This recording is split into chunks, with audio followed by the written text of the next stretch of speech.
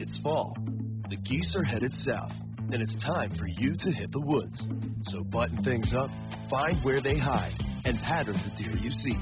Come into Cabela's Great Outdoor Days and save over 20% on Herter's select grade handgun ammo. Save $180 after mail-in rebate on Walther PPS M2 pistols with instant savings of $80. And get a Vortex Diamondback 3.5 to 10 by 50 V-Plex rifle scope, just $149.99. Shop in-store and at Cabela's.com.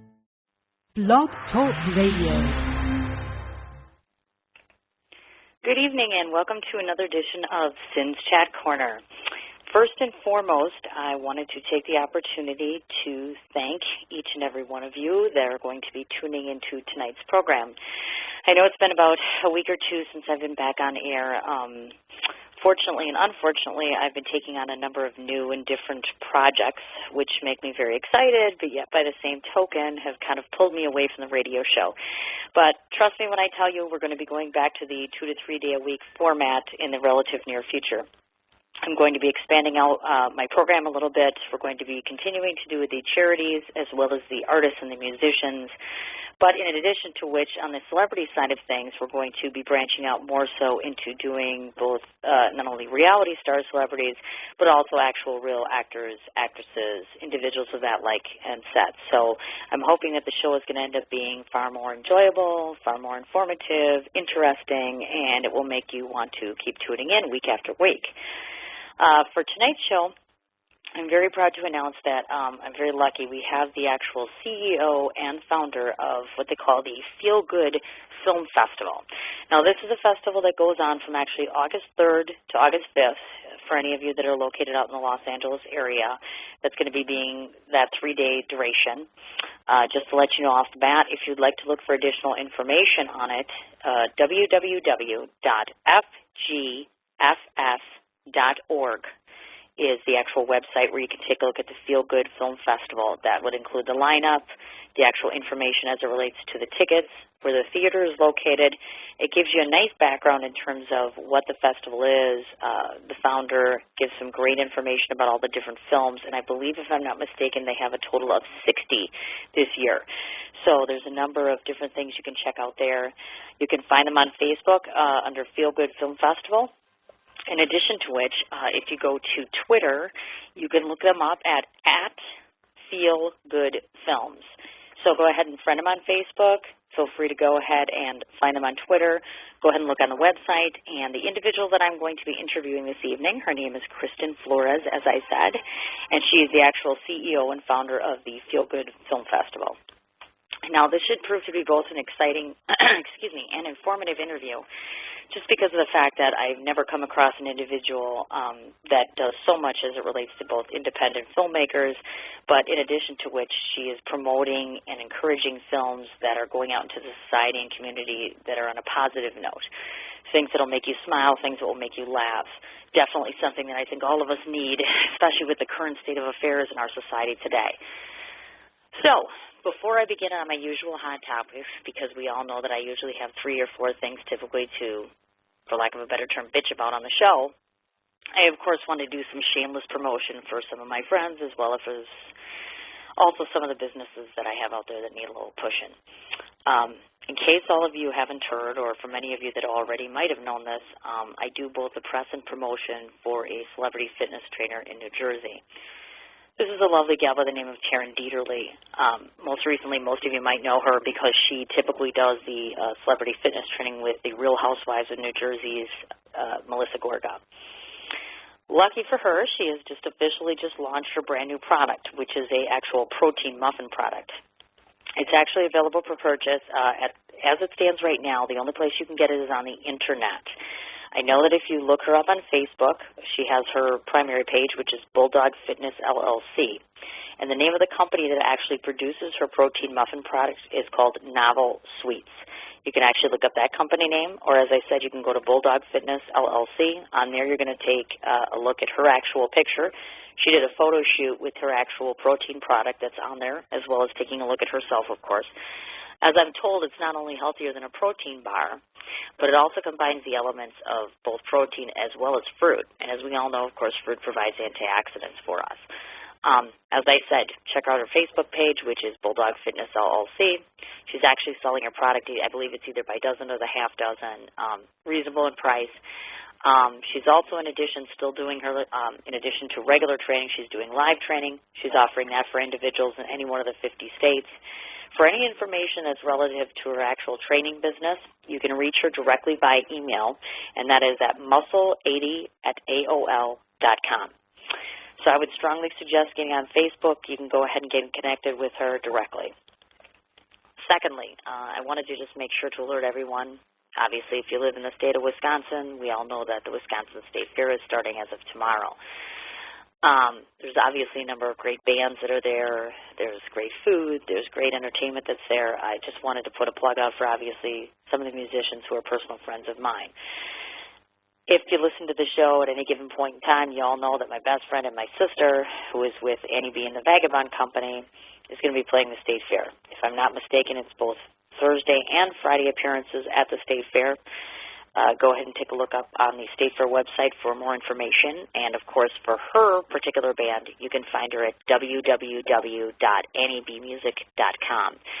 In addition to which, just wanted to point out three other individuals. Eric Barbieri of the Barbies is going to be playing at the State Fair this year, as well as the group The Itch. Finally, a friend of mine by the name of Scott Meisner. If any of you happen to go on Facebook in the Milwaukee area, take a look at his particular band. He'll be playing a number of different gigs, as well as Ryan McIntyre. And, of course, Cindy's personal favorite. Any of you know me, you all know that I go out and I see Eddie Butts if and when possible. So definitely go ahead and check him out. He'll be there only one day at the fair, if I'm not mistaken, this year.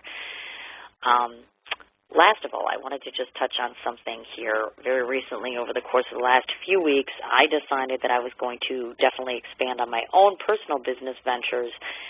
And in doing so, I'm developing an actual promotional material for my show. And by that, I'm going to be creating an actual quality wine glass. So at present, I'm hoping to find an individual, and perhaps with your help, you might be able to help me with this. I'm looking for an individual who might have experience in the area of graphic design. What I want to do ideally is to try to find someone who could actually create my own individual design for myself. And by that I mean I would like to have a glass with a picture of an angel, or I should say a design of an angel, who's actually holding a rose with an actual heart as the backdrop. Now, if, in fact, something like this comes to fruition, I'd be able to incorporate my show name on it. So you have an actual glass with this actual image with the Sins Chat Corner actually on it. So if any of you happen to know anyone who actually deals in this particular field or would like to dabble in something or would like to do some sort of partnership with myself, there's 4 different ways you can reach me. First of all, you can go directly to my email address, my personal email address, which is CIN4251@gmail.com. We can go on Twitter, where my handle is at SANDB111. You can also go to my show page on Facebook, which is, of course, Sins Chat Corner. Or in addition to which, you can actually go to my personal page. My name, of course, in case you don't know it, is Cindy, spelled last name M-I-C-H. I am hoping, my target goal is that we go ahead and get these into local stores as well as being for online purchase within the next 30 to 60 days. So as I said, just to reiterate, what I'm looking for is an actual image of an angel who would be holding a red rose with maybe hearts as the backdrop to it. And again, certainly if one of you listeners has an idea or maybe something that you think would correlate better, I'm certainly open to any form of suggestion or ideas as it relates to what you think might make a nice design for a wine glass. Because again, if any of you actually listen to this show, you must know that Cindy enjoys her radio show, but she enjoys her wine just as much. So I think it's an actual perfect combination, the two of them. So without further ado, we are on to our actual 3 hot topics for the evening. There's basically 3 things that I want to talk about tonight, all of which, well, I should say most of which you've already heard in the news, sad to say. One of them being, of course, the saddest hot topic lately, which is the Dark Knight Rises. I want to talk a little bit about the actual Scientology beliefs. And then third of all, just something a little bit out of the ordinary, which is a little discussion about movie sequels. So first off, I wanted to start off by talking about Scientology. I'm pretty certain that absolutely everyone in the universe has heard about the fact that Scientology exists. whether we practice it or not. Obviously, I'm sure that some of you are familiar with it. So, other day I'm turning on the television, and I shouldn't say that I was surprised, but Tom Cruise and Katie Holmes are actually headed for divorce court. Now, obviously, unless you're an idiot who doesn't watch television, I'm pretty sure that all of you have heard this. Again, I have to reiterate, this isn't completely shocking to me at all. I mean, the man goes running around, jumping around, going on Oprah, jumping on a couch, proclaiming his love for this woman. It's a little out there, if you ask me. I mean, me and my personal dating experiences, I've never had a guy jumping around up, down, and sideways, especially on national television. Seems kind of kooky to me. Secondly, if you've ever just really taken a few seconds to stare at this couple, the two of them together, I always lovingly call them something to the effect of the Beauty and the Beast syndrome, as far as looking at them. Beauty, Beast, meaning Tom Cruise is obviously the beast, so to speak. And I've also always found it strange that a celebrity of one faith seemed more prone to marry a celebrity that is of another religious faith. Now, one has to consider that greatly, considering the fact that the likelihood of producing children, especially in this particular scenario, might be relatively high. Now, I don't know a whole lot about Scientology myself, nor do I proclaim to be an avid Scientology follower. I was born and raised Catholic and in the Catholic belief. So I took a little bit just to delve into doing a little bit of research to kind of understand the beliefs and the philosophies and the way in which this married couple was living. So there's just two things on here that I found real quirky about the Scientology aspect of things. I mean, there's many things that I could elaborate about, but these two in particular to me seemed very unusual. As I understand it, Scientologists or Scientology believers actually buy into the ideology that humans are actually immortal aliens. What that means is we're actually created as immortal aliens.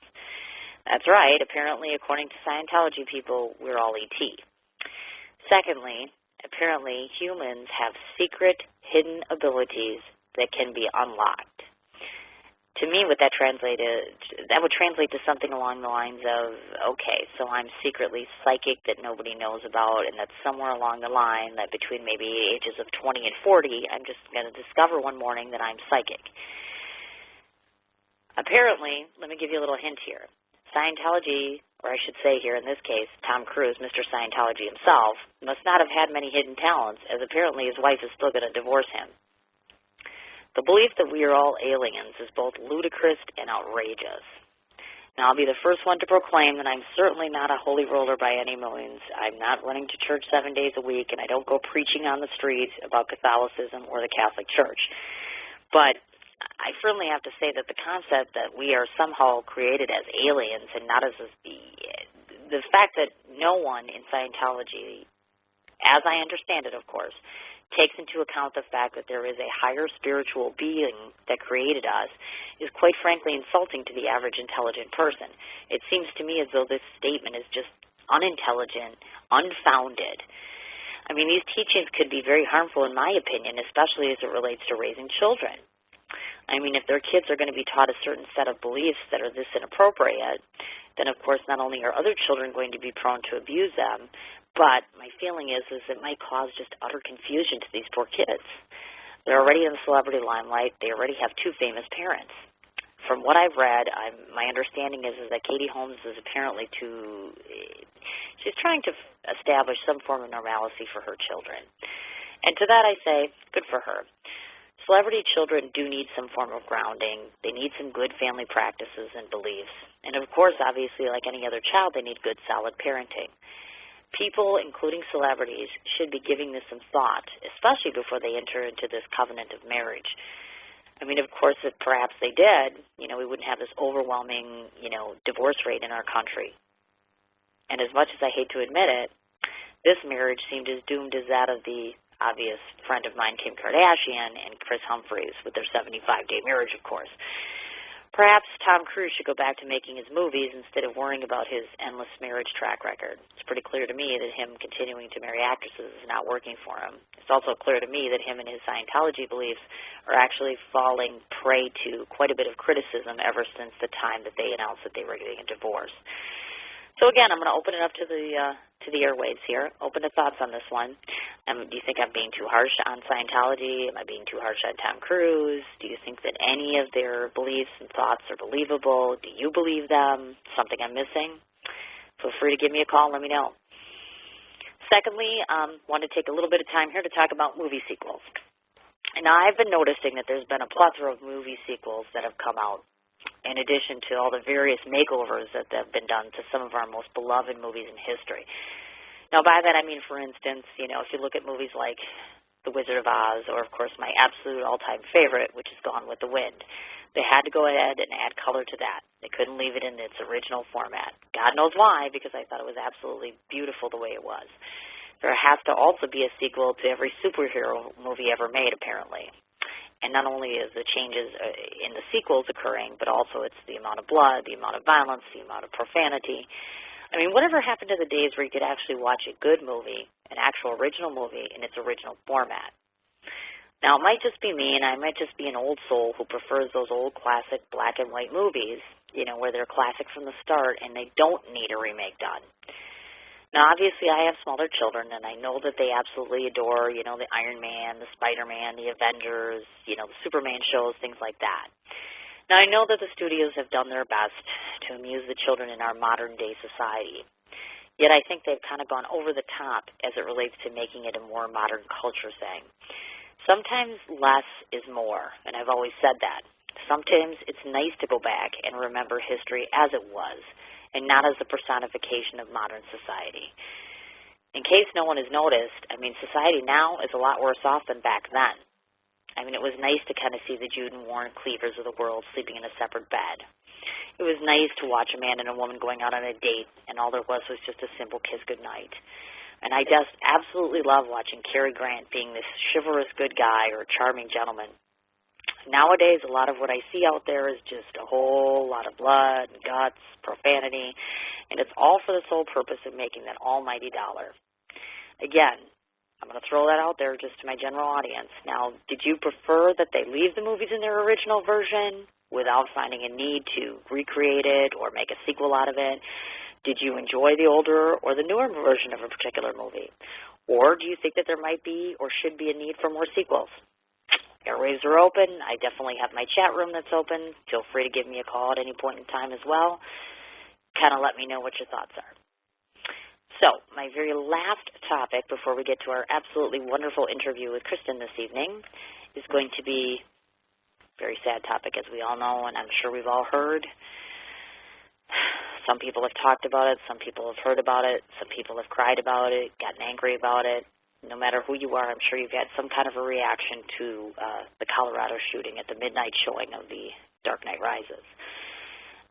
Night before the movie actually came out, I went to bed, I woke up, and the first thing that I saw on television, of course, was that an individual, for no given rhyme or reason, decided to open fire, I should say, in a movie theater, and especially where there were children located. It's bad enough when you have the adults, but you also have children in this setting. And he just decided to take out his little toys and play, so to speak. Now, the reason that I'm bringing this subject up today is not because I wish to talk about the shooter. And, in fact, that is going to be the whole point of this discussion. I did an editorial a while back when we had the Columbine shootings, and I also did another editorial as it related to Timothy McVeigh, if you can remember who he was some time ago. And I made a very simplistic point in this. I firmly and I truly believe that the media has a very inappropriate and very skewed perception of how things should be reported in today's society. Whenever there's a shooting or some form of violence or anything along those lines, they immediately wish to find out as much as humanly possible about the individual who perpetrated it, meaning every last detail, every last person he met, phone calls that he made, last place that he went to, how he orchestrated this. Now, I understand that that might be helpful as it relates to doing an actual formal investigation for a shooting. But if I'm not mistaken, I do believe that that is the job of the police, their job to take care of that. Now, of course, I'm a writer myself, so I'd be the first one to tell you that our focus should always be on speaking about the subject at hand. In particular, regarding this particular tragic incident, we should primarily and solely be focused on the victims of the tragedy as well as their families. We should be stepping up to say, what can I do to help them? Empathize for their feelings and come together. Find a way to build a memorial and tribute of this incident. What we should not be doing or never do is to give the power to the perpetrator. All of the media keeps flashing continual, constant attention on him, which continues to exacerbate the situation. They keep talking about his actions and his behavior, his supposed plea of insanity. Is he sane? Is he insane? Are we going to give him the death penalty? It all circulates around the shooter. Who gives a shit about the shooter? He slaughtered innocent people for no good reason, and the media finds it necessary to flash the camera at his face, when in reality they should be flashing the camera on the poor victims and their families. He doesn't deserve media attention. He deserves a slap in the face, and he deserves to be ignored and forgotten. What should live on in all of our minds and in all of our hearts is how we can prevent this from happening in the future. So without further ado, let's get Kristen on the line and start our interview. Good evening, Kristen. Hi. How are you, Kristen? I'm good. This is Kristen Flores with the Feel Good Film Festival, and I'm here with Karen Jones, the director of this year's festival. Hi. Oh, wonderful. Well, welcome to both of you, and thank you so much for coming on the show this evening. We are very happy to be with you. Oh, well, thank you so very much. I am so very excited. I was just telling our audience about the festival, and so I have a number of different questions, some of which pertain to Kristen in particular, and then, of course, a number of which that pertain to the festival. So let's get started on the very first question I have for you. Okay. Now, I have to say, I'm sorry, dear? I am great. ready. All right. Well, I have to tell you that I find you to be just a fascinating woman in that I understand that you've worn a plethora of hats in your daily life. Now, to summarize from what I found, you are an actress, film producer, set and production designer, in addition to which you are also a wife, as I've seen. Now, could you share with us as to which one of those roles is your favorite and why? Well, thank you for that research. It's very flattering. I'm actually also a mother, too, which I don't believe you said. Yes. I am a yes. Yeah. So I guess I would say right now, because where I am in my life right now is being with my kids most of the time. So that, I would say, is my favorite at this current moment in time. My children I have a daughter. She's 3 and a couple of months, and her name's Tiger Lily. And my son is almost 2. At the end of this month of August, he is going to be 2. And they're so funny. They're all over the place, being crazy and silly. And they definitely bring my levels of fun and joy to much higher than anything else in my life currently. Sure. Yeah, but regarding to all the other things that I have done, all of them have, I would say, equipped me to be, a mom, and that's what I'm excited to share with my kids in the future. I do enjoy everything entertainment industry related, and making projects that are creative is a huge part and a huge passion of mine. So. Gotcha. Yeah, because with all those different things in your repertoire, I thought to myself, oh, my gosh, how exciting. Actress is exciting. Film producer is exciting. It's kind of like I didn't know if your niche was in one thing as compared to the other. Yeah, well, I spent a lot of years doing production designing and in the art department. I did. That's kind of how I started the Feel Good Film Festival. Why I wanted to is because when I was doing production designing for indie films, like lower budget, like under $3 million films, it seemed to me that the films that were coming, the scripts that were coming across my desk were more like horror films or dark and depressing films, because the producers of those projects felt that those would get the most notoriety and the most attention in the festival circuit. So sure. I thought it might be an interesting concept to create a platform for these filmmakers who have positive views on life.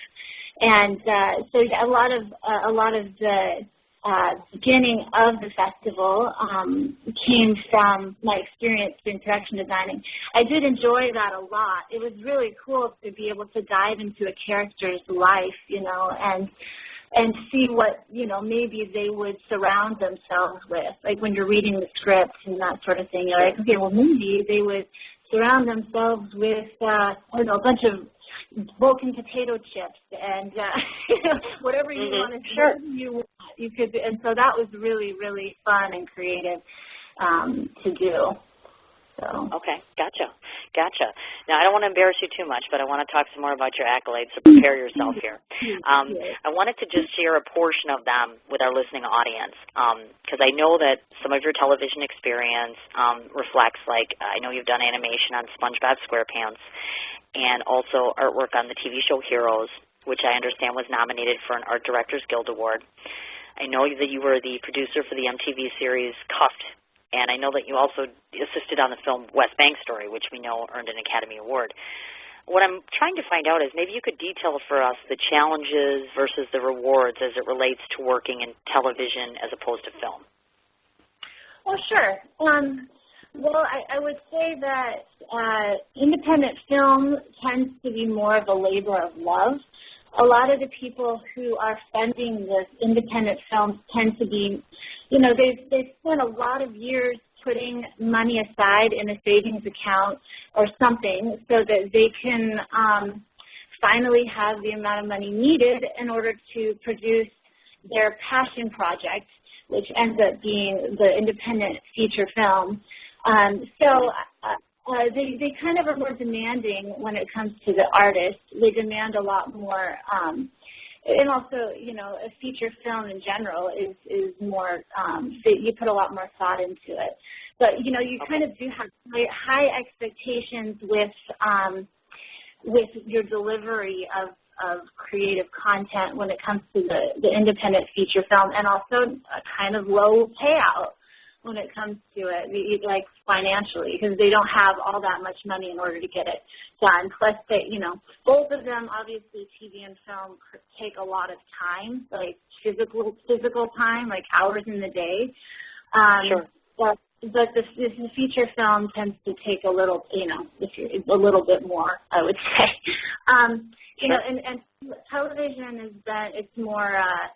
it's more streamlined. When I worked on SpongeBob SquarePants, it was kind of a well-oiled machine. I came on in season 6, and it had been working, well for a long time and already won a lot of awards, and they had their system well established by that time. And so it wasn't like you're starting something from the beginning. The first season of any television show, like when I worked on Heroes, the first season is very challenging because you're trying to establish the characters, you're trying to see, stay on for as long as you can before you can. And, fortunately on Heroes, the first season was a huge hit, and we were able to come back again for another couple of seasons, and, it was really, really well. But, the first season did take a lot of time, too. So I guess I would say that the main difference is, a feature film ends, and a television series, you're trying to get it to continue for as long as possible. So the story on a feature film is contained, whereas the episodic TV, it tends to go on or you try to get it to go on for a long time. But, Gotcha. So And how exciting must that be? Because I know that when I told my 5-year-old and my 6-year-old, I'm like, I'm going to be interviewing somebody who actually worked on the show SpongeBob SquarePants. They love you to pieces. So I have to say you made someone's day today. It's very exciting in this house. It's very, very sweet, actually. Okay, now I have to ask this question because if memory serves me correctly, and if I did my research correctly, I understand that your husband is also a board member of the festival in addition to yourself. Yeah, my husband is, he's a very integral part of the festival. Yeah, Dominic Flores. Gotcha. Now, I wanted to ask two questions as it pertains to that. The first of which is, and this is just a curiosity question, do you ever find that you ever encounter a conflict of thought with him, like regarding the direction of the festival? Never. Wow. Why do I find that hard to believe? Why? Yeah, no. My husband and I, we get along really well. We've obviously gone through our ups and downs. Sure. The first year of the festival, we actually had just begun dating. We hadn't actually been together. So I kind of attribute our relationship totally, in part to the festival. We came together. We came together with. We kind of bonded a lot through the developing of it, and then, after the first festival, shortly after, I became pregnant with my first child, Tiger Lily. So I kind of, it's been, a lot of it has been surrounding the festival. Regarding the direction of the festival, my husband and I are definitely a lot different in the way we think, which is also what makes us a good couple. Wow, wonderful. But okay. But he's had some ideas where I'm like, no, we're just not going to do that. But Sure. The good thing about it is that he kind of sees this as the festival as my baby, and he has other things that I support him with in other projects that he works on that I make that he's the boss there. So it kind of is a nice, back and forth there. Okay, so the relationship works rather well as it relates to that then. Good deal. Okay, now just out of curiosity, in case, because I'm not knowledgeable in this and perhaps the audience is not, I was just wondering if you could explain to us the process involved, your process involved in terms of you making a selection for a potential board member. How does that come about? What do you look for? For board members for the festival? Correct. Is that okay. Yeah, that's correct. I'm sorry. Yeah, well, currently our board members consist of, my husband as one. He's a TV and film actor as well as a producer, and so he and obviously my husband. And then we have a PR specialist who's John Wildman from the Lincoln Film Society. So he's been really good in the past with helping us get publicity and that sort of thing.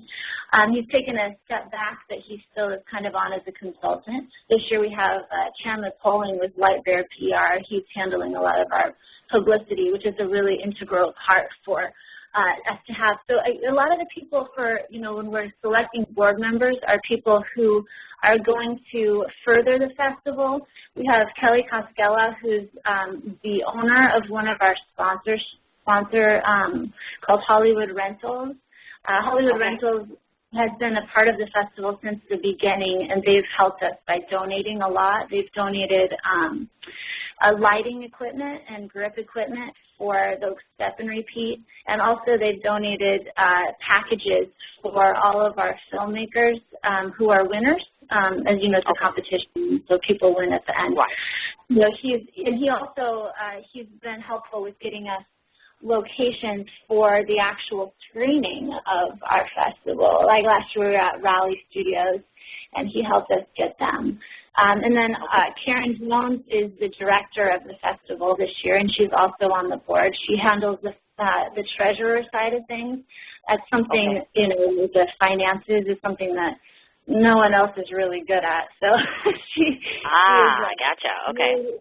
Yeah, so I guess with selecting a board member, it's something that's, we find something that's lacking with the festival that we could use help with. And then if there's someone in anyone's life, then we'll interview them and see if it's something that they'd have time to be involved with. And if they're interested in, because most of the people, everyone who's on our board has been someone who's contributed to the festival and enjoys what we do and believes in the mission.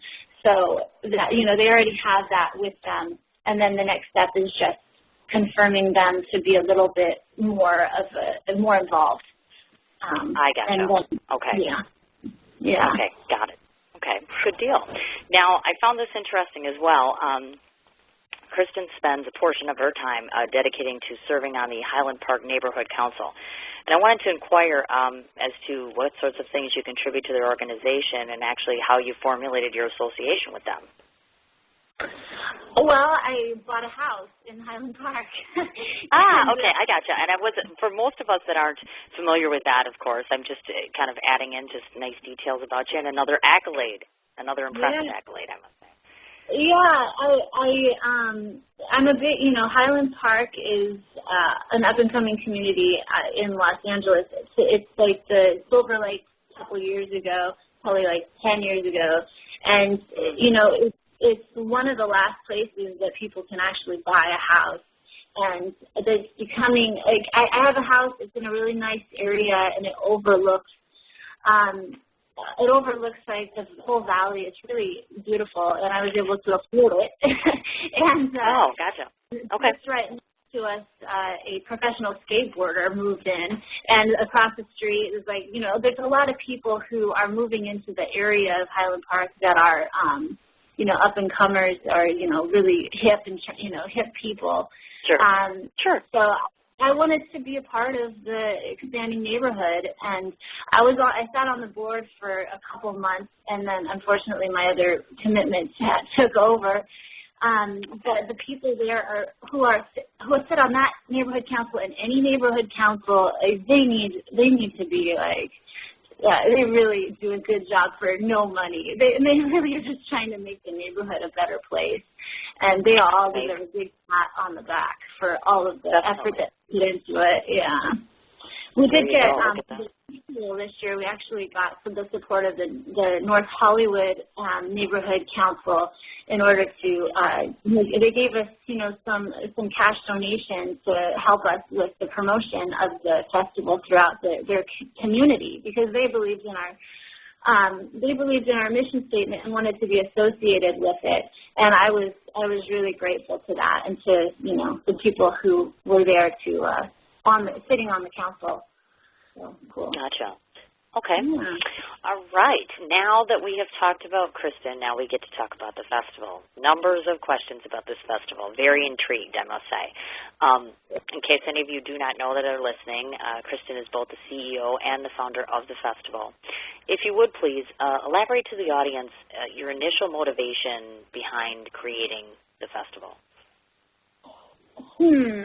Okay. Well, elaborating would be, it would just be based off of my experience in independent films. I saw that there was a need for a festival that had positive views on life, because a lot of the producers that were making films, they didn't think that their film would get distribution or seen by any sort of a audience in the festival circuit, unless it was dark and depressing.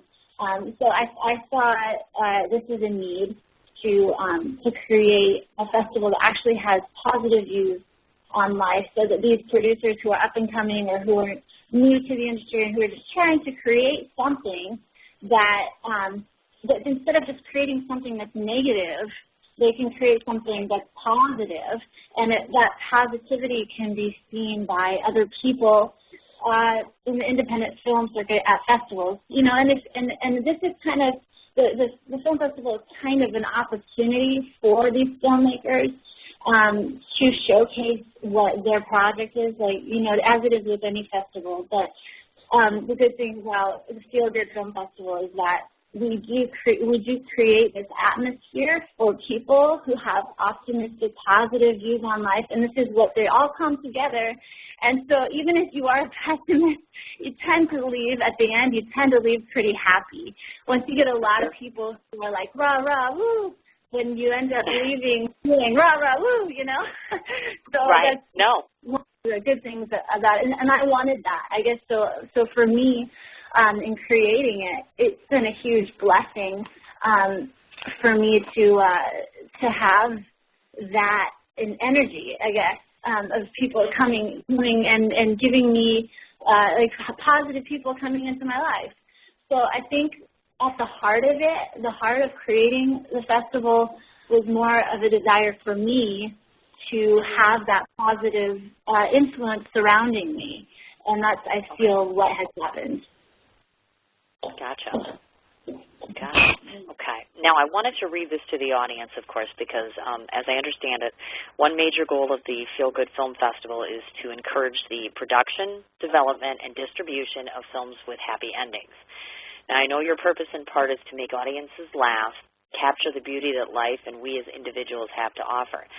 So I guess my question was, the way in the present state of today's society, are you finding it more difficult to accomplish this goal that you've set out?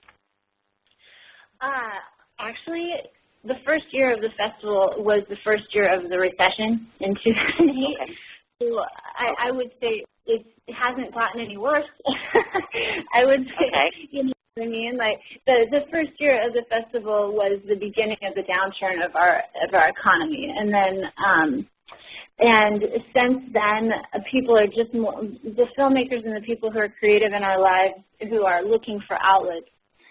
In order to get away from the negativity of our world, our current state, they want to dive into entertainment. They want to be entertained, and then you know a lot of people who are creative, and that's what they're making right now, as an escape from our current world situation and our society and everything.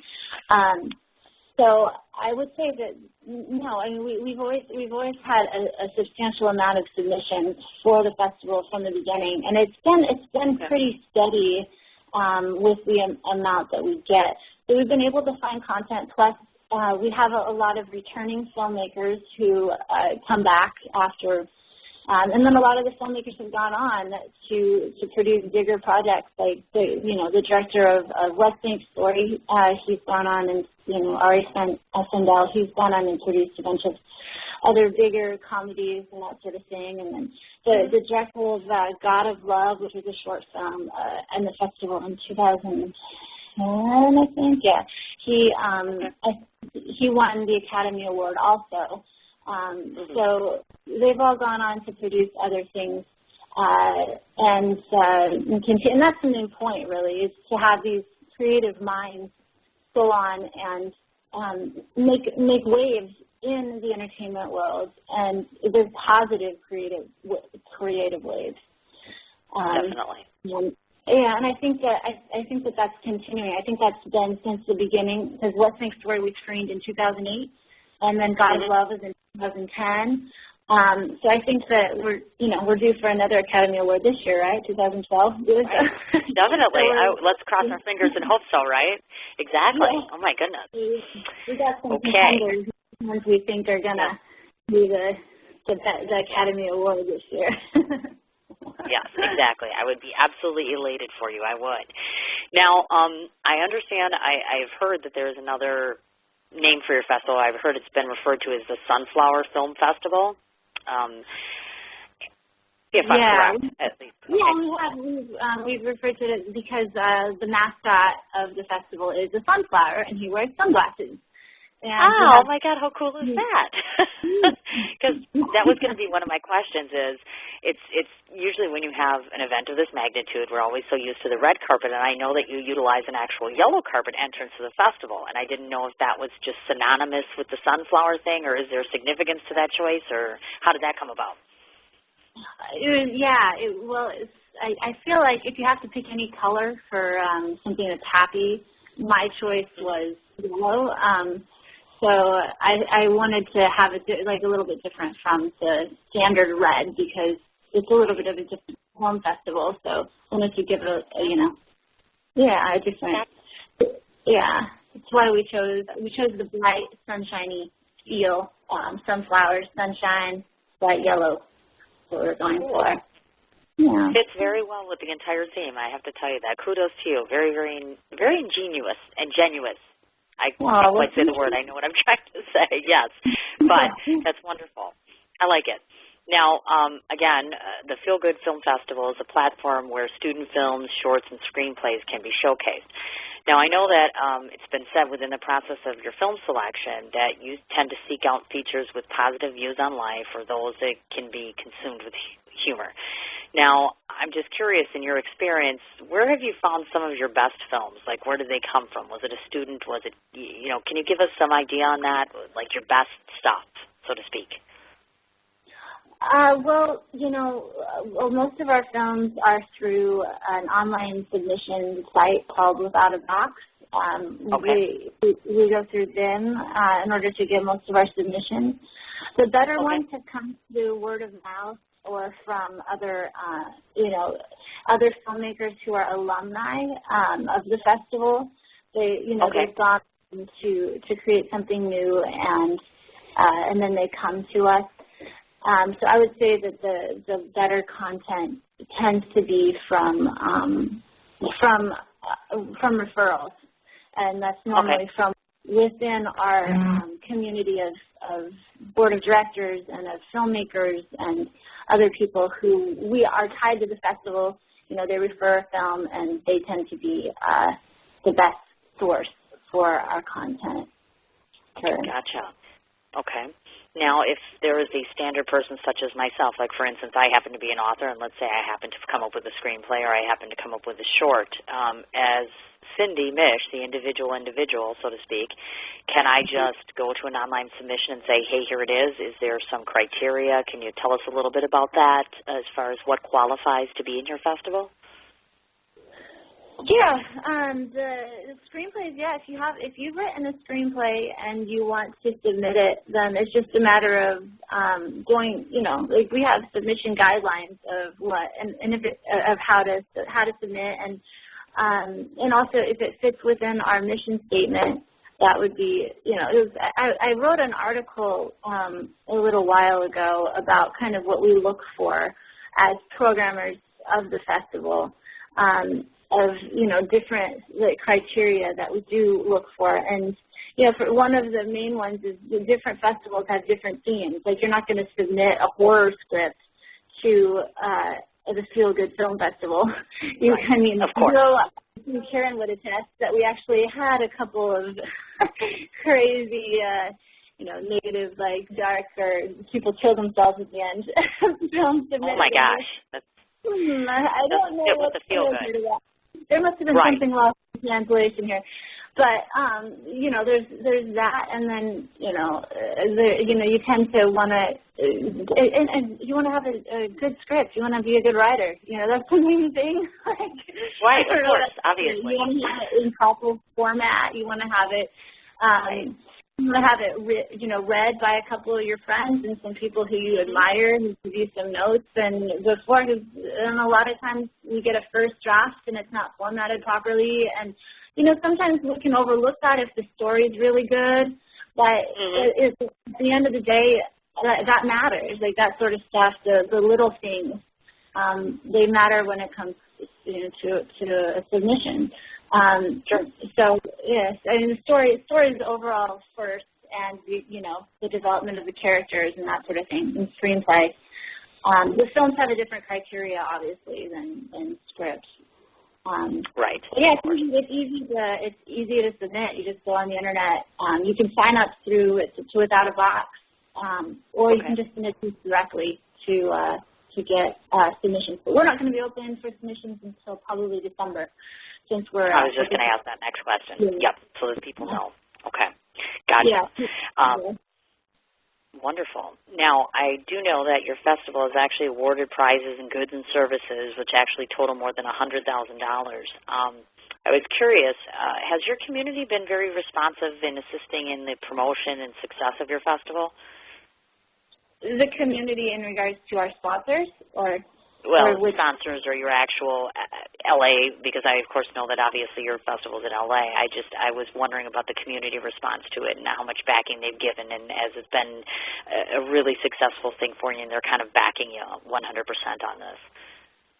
The community of LA is obviously a very diverse community. There's a lot of different types of people here. Sure. And so the cool thing about LA is that, you don't have to get everyone to come who lives here. You can just get a niche group of people to come and support you, and you're fine. So the niche group, we've had quite a few people. We've never had problems with our ticket sales, if that's what you're asking. Yeah, so if you're wanting to buy tickets, go to www.sjfs.org now because we are selling out. But so we've had a pretty good, we've had good times with the community. People come, and that's good. And as regard, and then obviously we got the North Hollywood neighborhood council to support us. I have reached out to other neighborhood councils in the past, and some, it depends on where you're hitting, but certain neighborhood councils are more organized than others, and the ones that are more organized tend to be able to support better. So others in the past, I haven't been able to get support from the actual neighborhood. But we do have a great following of people who will come every year, whether they're a volunteer to help us with, ticket sales, or if they're just coming as a fan of independent film. We do have a group of people that come every year. And then, the main group is entertainment-oriented people in the entertainment industry, distributors, film, directors, often, people who want to be film directors, and those type are the ones that our community is geared towards. And we do have a pretty good following with them as our main. Yeah. Okay, go ahead. Do you find that the media has given you some great? Have they been real responsive in regard to the festival? Yeah, we've had a lot of publicity and a lot of press every year. I think we were on Channel 4 News I know we were on 1 year. Like our first 3 years were at the Egyptian Theater, and that was a really big place. It's beautiful there. It's historic, and a lot of people come just because we're at this historic monument. So we got a Hollywood Reporter, Variety, which are the biggest ones, the biggest press outlets in entertainment industry, obviously. Last year I was on, I did an article for Wall Street Journal, which was a big one. As for, the local news, I think we've only been on the local news once or twice in the past 5 years. So, yeah, if anyone wants to come and cover us, we are a very interesting story.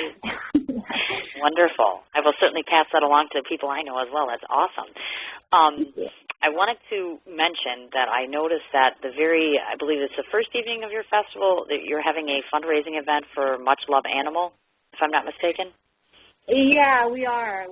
Much Love is a great nonprofit that supports rescue shelters, animals, and our opening night film is it's a perfect fit for the two. And so yeah, we're Swing Red Dog. Yeah, we're very excited to have them be partner with us and vice versa to get the word out about Much Love and all that they're doing.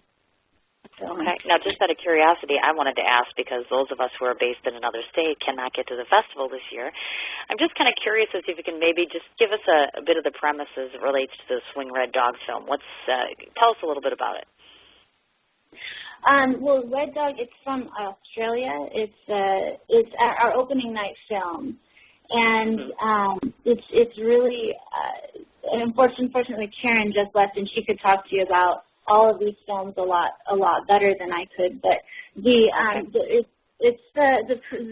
synopsis is it's the greatest true story about a dog you will ever see. One ordinary dog brings together an entire desperate community in remote outback Australia. And it's a must-see. The acting's amazing. The cinematography's beautiful. It's a really nice, heartwarming film. It's perfect for our opening night. Our opening night selection. We like to, that's kind of our the best film we tend to put in opening night, the ones that's kind of like hits the theme of the festival the best. Right. And so that's why we chose Red Dog, and that's on Friday, the 3rd of August at 7:30.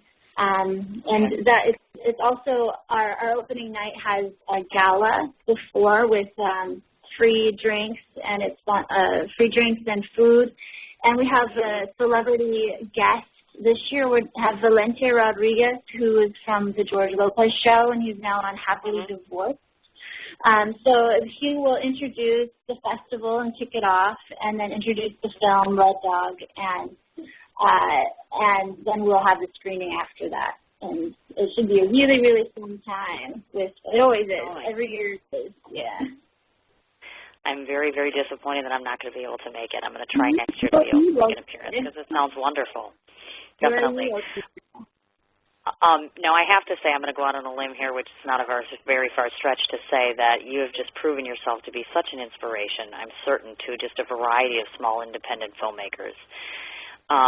If there was just any one bit of solid advice that you could offer to maybe any art student or theater student or film student, what would you tell them on the basis of everything you've learned, all your experience? What's the best thing you could tell them? Some advice you could give them? Oh, well, first of all, thank you for the kind words. You're welcome. I would say that I'd be true to yourself. And sometimes it takes a while to know who you truly are. So I would say deeper discovery of who your true self is. And then after you've completely understood, in your process of discovery, that's where great art comes. It's through your discovery of who you truly are and through your growth and loving of yourself. Very well put. Wow. Excellent. You are just amazing. I think you're absolutely lovely.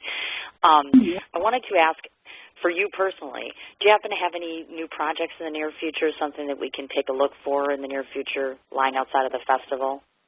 Well, we're working on developing a couple of different feature films with probably Valente Rodriguez. He's got a production company, and we're working on one called Getting It Up. It's a really clever romantic comedy written by a good friend of mine, Darren Perman. And we're working to get everything together with that, like funding and that sort of thing, and producing the feature for that as a feature film.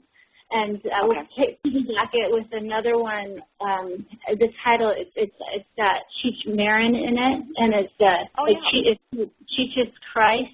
And it's okay. Yeah, so we're working to. These are all tentative titles, and everything could change. But we're working to get those into development and get the funding for that, and a couple other feature films that we're working on. That's where we're at with that. Aside from being a family and I was going to say being a mom and a wife, of course. That goes without saying, definitely. Now, I just wanted to reiterate, in case everybody wasn't listening at the beginning of our interview, the Feel Good Film Festival is obviously starting August 3rd, and it runs August 3rd to August 5th. Now, just to make sure, Kristen, so I don't misspeak here, assuming Access Weekend passes and day passes are still both available, is that correct? Yeah, it's available, and you can probably get some at the door. I do encourage people to buy them ahead of time because just to guarantee, and it's that there is space. And there's also single ticket screenings, all of the available online too, and all of the films that we are screening, you can see a synopsis of online at our website, which is fgff.org, which is the acronym to feelgoodfilmfestival.org. We are a nonprofit 501c3, so that's how we got the .org. And it's been fun this year to see all the films, and I'm really excited to get to meet all of the filmmakers, and that's obviously one of the big things about getting to have a film festival is you get to meet these people who have these projects, and we do a Q&A at the end of every screening. So you could meet some of the filmmakers too when you come next year. Definitely. That sounds wonderful. And I'm bringing my screenplay, or actually I'm submitting my screenplay in December before I'm coming, of course. But just to clarify, the all-access weekend pass, I believe, is $100, and the day pass is being $50, if that's correct? Sounds right to me. Okay, yes, that's off your website, just clarifying because you're the boss. So I thought, well, let's just double-check with the boss here because last I saw, weekend pass is $100, day pass is $50, still available. For all of you that are in the area, it's being held at the, I want to say this right, Lamy NoHo 7 Theater. Did I get that right? The Lemley Theater, yeah, Charles Lemley. I knew I was going to get it wrong. And it's located within the Hollywood Arts District, and as I understand it, there's a total of 60 films, 15 being feature films, 13 being student films, and then 32 shorts, which is a total of 60 films. That's a lot of work, people. It's a lot of art. It's a lot of creativity.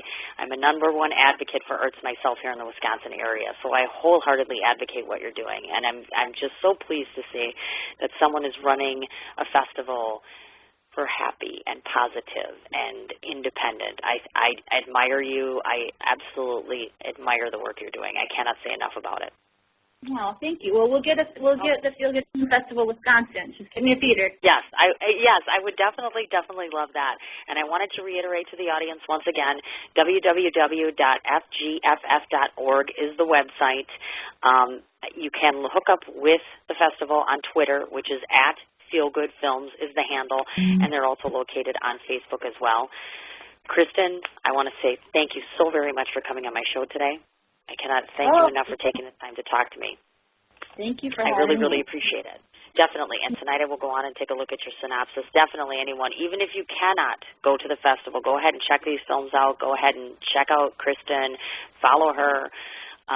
Thank you so much again, dear, and I'm going to be putting up the information for the festival on my Facebook page, and I will also tweet it this evening, and I will also be putting it on my linked profile. And I'll get the word out to all my people in LA. Definitely, I will do that for you, and I wish you nothing but luck and success with your festival this weekend. Thank you so much, and thank you for such a lovely interview and for the flattering. I'm going to be flying. Well, that is my job, to finesse and flatter and to get the word out on your product, and I think we've done an amazing job. Now I'm going to get you back to your family and your husband and say have a lovely evening. Thank you. All right, dear. Take care. You too. Bye-bye. Well, as you see, that is our interview with Kristen Flores. Again, the name is Feel Good Film Festival. All weekend access pass is $100. Otherwise, your day pass is $50. And again, as she reiterated, there are also single ticket showings. So you can definitely go check that out if you're in the LA area. Otherwise, feel free to check out their website just to see the new independent films that are coming.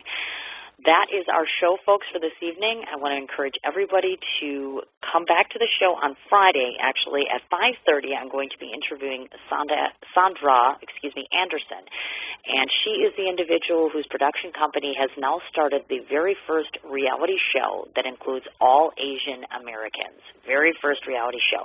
Very excited to have her on the show. Thank you so much for everyone who is listening in this evening. Please, again, follow me on Facebook, Twitter. Feel free to email at any time, and I look forward to seeing you on Friday. Have a good evening. It's fall. The geese are headed south, and it's time for you to hit the woods. So button things up, find where they hide, and pattern the deer you seek.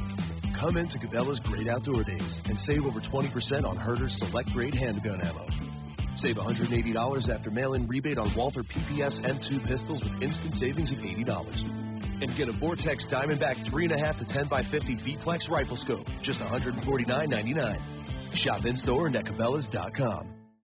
It's fall.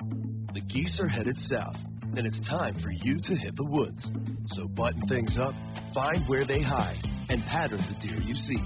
Come into Cabela's Great Outdoor Days and save over 20% on Herter's Select Grade handgun ammo. Save $180 after mail-in rebate on Walther PPS M2 pistols with instant savings of $80. And get a Vortex Diamondback 3.5 to 10 by 50 V-Plex rifle scope, just $149.99. Shop in-store and at Cabela's.com.